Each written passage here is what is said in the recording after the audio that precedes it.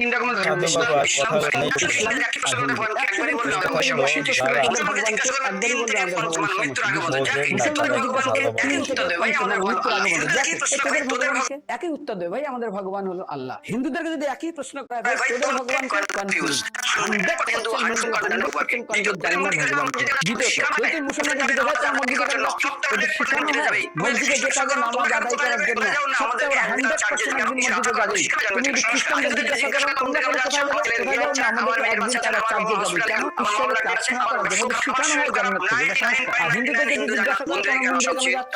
আমার ছেলের বিয়ে হচ্ছে না, আমার মেয়ের বাচ্চা হচ্ছে না, আমার বাবা হসপিটালে আছে, কালকে আমার মামলার ডেট আছে, আমার ব্যবসা খুব খারাপ, আমার শরীর খুব খারাপ। 99.99 হিন্দু জানে না মন্দিরে কেন আসা উচিত, তাদের ভগবানকে মৃত্যুর পরে কোথায় যাবে। মুসলমানকে জিজ্ঞাসা করবে মৃত্যুর পর কোথায় যাবে, বলবে ভাই নামাজ রোজা যদি না করি দোজকে যাবো, অর্থাৎ নরকে যাবো। হিন্দুদেরকে জিজ্ঞাসা ওদেরকে বলবে